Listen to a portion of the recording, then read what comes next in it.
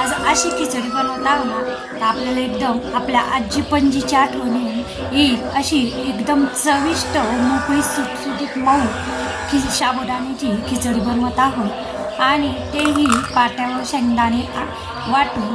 आता सगळ्यात आधी हे शेंगदाणे मी भाजलेले होते पण थोडेसे पुन्हा अजून भाजले आणि पुन्हा थोडेसे साल होते म्हणून मी पुन्हा असे शेंगदाणे भाजून घेतले आणि त्याचे सगळे सालं जेवढे निघल तेवढे सालं मी काढून घेतलेले. यामुळे इतकी छान खिचडीला चव लागते आणि खिचडीही दिसायला एकदमच मस्त अशी दिसते. आता उपवासाला बनवत आहोत म्हणून मग मी सगळ्यात आधी हे जो पाटा आहे तो स्वच्छ असा धुतलेला आहे आणि धुवून अजिबात ओला ठेवलेला नाही आहे. तो एकदम पाटा सुकवलेला आहे, कपड्याने पुसून घेतलेला पाटा आहे. आता हे जे शेंगदाणे आता आपण सगळ्यात आधी बाकीचं काही बनवत असलं भाजी तर त्याला मिरची वाटतो पण आता आधी सगळ्यात आधी शेंगदाणे असे वाटायचे. आता जास्त ओबड झोबड नाही. आता शेंगदाण्याची मी काल चटणी केली होती पाट्यावर वाटून, इतकी मस्त अशी चटणी लागली. आता त्याचा शॉर्ट व्हिडिओही मी टाकलेला आहे.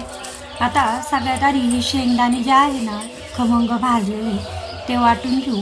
आता ज्यावेळेस माझी आजी म्हणजे आईची आई ज्यावेळेस यायची ना त्यावेळेस अशी खिचडी आजी बनवायची आणि नेमका जेव्हा मी खिचडी बनवत होते त्याच वेळेस आजीचा फोन आला.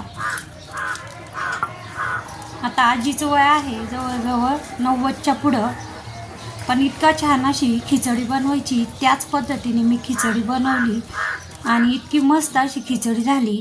आता हे शेंगदाणे निम्मे असे वाटत आले त्यात लगेच मी 2 ते 3 मिरच्या अशा तिखट होत्या म्हणून थोड्याशाच टाकल्या आणि त्याही वाटून घेतलेल्या आहे. आता मिरच्या जास्त काय पाहिजे पेस्ट बनवायची नाही पण अशी खडबडीत अशी वाटलेली आहे आणि एकदम मस्त अशी चवीला लागते ती. आता लोखंडी कढईत आपण खिचडी बनवत आहोत साबुदाण्याची. आता हे शेंगदाणे आणि मिरच्या दोन्ही एकदम व्यवस्थित असं वाटून घेतलं, जास्त जाडही नाही आणि एकदमच बारीक असा नाही. आता मिक्सरच्या भांड्यामध्ये आपण ज्यावेळेस हे मिक्स वाटतो त्यावेळेस एखादा असा शेंगदाणा सगट आणि काही शेंगदाणे एकदमच बारीक होत्या, तसं या पाट्या वाटल्याने तसं काही होत नाही. एकही अख्खा शेंगदाणा नाही आहे. मला थोडंसं जाड वाटलं म्हणून मग मी पुन्हा हे थोडेसे शेंगदाणे आणि मिरच्या वाटून घेतल्या. आता कढई तापायला ठेवलेली आहे. आता उपवासाला जे खात असेल ते तेल किंवा तूप टाकलेलं आहे. आता मी या ठिकाणी तेल टाकलेलं आहे.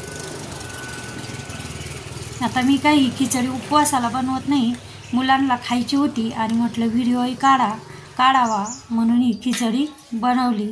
आता एका ताटात पाणी घेतलेलं आहे आणि त्याच्यात साल न काढता मी हा बटाटा आहे ना असा लांब लांब किसलेला आहे.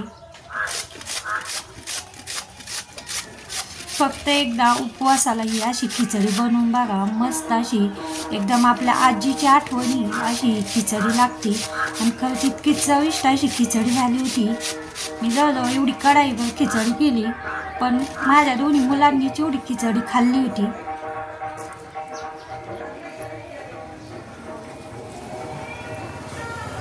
आता थोडासा जाळ लावायचा आहे आणि दिसायला ही एकदम मस्त अशी खिचडी दिसत होती. आता 1 चमचा तेल टाकलेले. आता साबुदाण्याची खिचडी आहे ना जास्त तेलकटही नाही चांगली लागत, तेल असं मापातच पाहिजे. आता हा जे वाटण केलेलं आहे ना शेंगदाणे आणि मिरच्या या तेलामध्ये छान असं भाजून घ्यायचं आहे. शेंगदाणे आणि मिरच्या आपण ज्या पद्धतीने शेंगदाण्याची चटणी भाजतो त्याच पद्धतीने भाजून घेतलं. आता हा साबुदाणा भिजत घालताना मी 2 ते 3 पाण्याने धुवून घेतला आणि बोटाची जी कांडी आहे तेवढ्या असं पाणी टाकलं आणि एकदम मोकळा असा साबुदाणा भिजलेला आहे. साबुदाणा भिजवताना कमीत कमी 5 ते 6 तास असा साबुदाणा भिजला पाहिजे. बघा एकदम मोकळा सुटसुटीत दिसत आहे.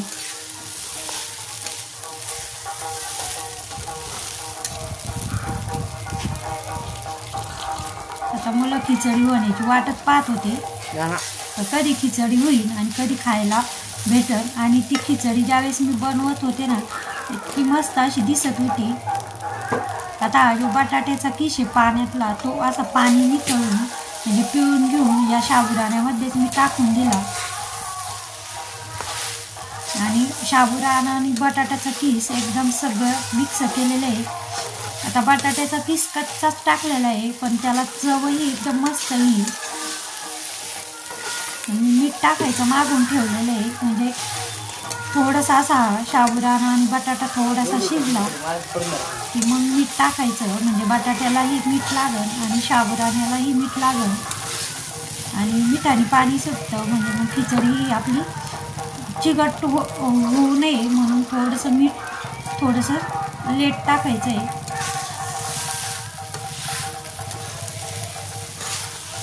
तर 2 मिनटं नंतर आता खिचडी एकदम मस्त दिसायला लागलेली आहे.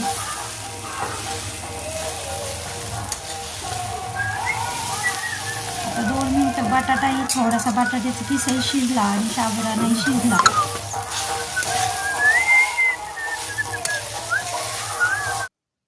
आता मग मीठ टाकायचं आहे चवीनुसार मीठ टाकलेलं आहे खिचडीत.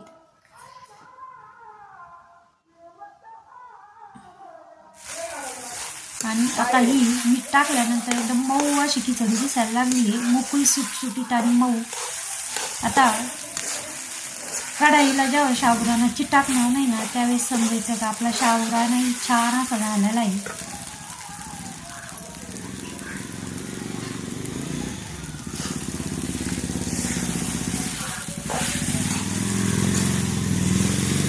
एकदा या पद्धतीने खिचडी बनवून बघा नक्कीच आवडेल. अशी ही चटपटीत चविष्ट अशी आजी पणजीच्या हातची आजी पणजी जशा बनवायच्या तशी खिचडी हे बघा एकदम मस्त अशी खिचडी दिसत आहे. आणि त्यातील ज्या मिरच्या आपण असे साल आहे ना त्याचे ते पण एकदम मस्त दिसले आणि खातानाही ते घेतल्या घासामध्ये की त्याही चवीला एकदम मस्त दिसत होत्या.